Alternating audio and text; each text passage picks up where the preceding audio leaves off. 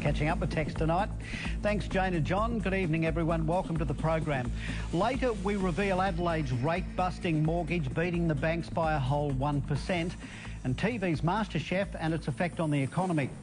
But first, we consume it every day with the reassurance from our health authorities that it is doing us good. The truth is, fluoride is a poison, and adding it to our drinking water is an evolving social experiment started 40 years ago. Now one of the world's top fluoride experts has issued a grim warning about what it could be doing to our health and that of unborn children. Yet as Frank Pengello reports, you'll get a different spin from dentists and health bureaucrats. We consider that as a poison. Why should a poison be in drinking water? The poison is fluoride. It's there because government health bureaucrats and dentists tell us it's for our common good, for reducing tooth decay, and at levels which won't harm you. That doesn't wash with Professor A.K. Shashila. They should realise it's the poisonous substance. It doesn't promote health.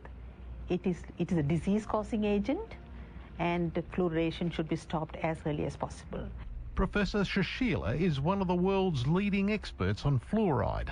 Her own extensive research, along with 70 years of data in India, backs up what she's saying, and it's most disturbing. I would consider a pregnant mother taking fluoride-contaminated products, I'm using the word products, which includes water, toothpaste, black tea, processed food products which has fluoride. Any liquid? Anything. Where her urinary fluoride is high, she is going to cause a lot of damage to the fetus, the growing embryo, the infant which is going to be born. The American Dental Association warns against using fluoridated water to mix baby formula. Not so here. They don't read, they are not aware, they don't update themselves, they don't do any research. So we are in a serious problem. Professor Shashila says exposure to fluoride could also be the cause of many ills like neck, shoulder and joint pains, which may be misdiagnosed by doctors.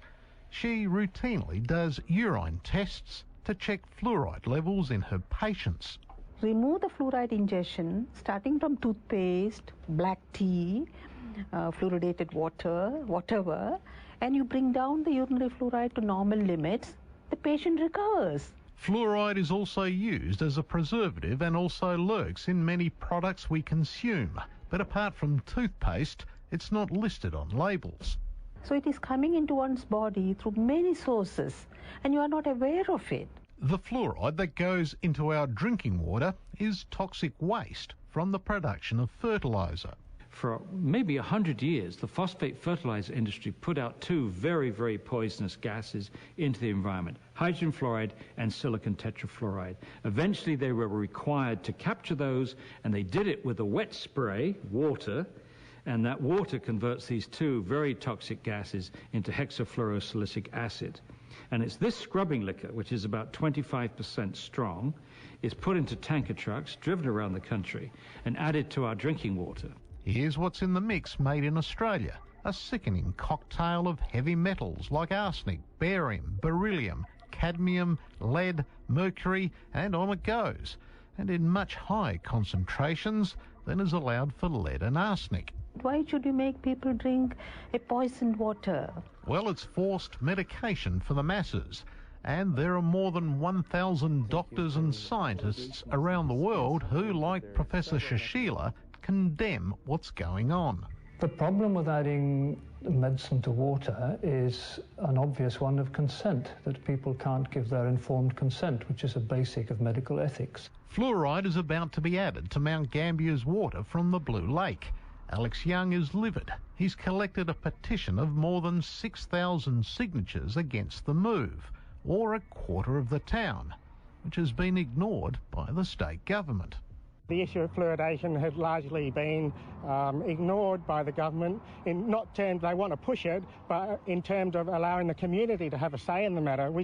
They simply just ignore us. And I am, and the rest of the group here, are just amazed at the level of ignorance shown on this matter. We wanted to talk to someone in SA Health about the issue, Instead, we got a written statement which didn't address our questions directly. It claims Mount Gambier children have 78% more tooth decay than those in Adelaide who drink fluoridated water, and that it's considered safe and used in other developed countries like the USA, UK and Canada. Well, there aren't many more on that list, as anti-fluoride campaigner Professor Paul Connett points out. Most European countries do not fluoridate. Austria, Belgium, the Netherlands, France, Germany, Sweden, Norway, Denmark, Iceland, Italy, Greece, Portugal. The overwhelming number of countries in the world do not fluoridate, and guess what? Their teeth are just as good, if not better, than ours. It aggravates dental decay. The tooth gets pitted, perforated, it gets chipped off, it breaks, and also at a much younger age, the people will become edentulous, means they will lose their teeth.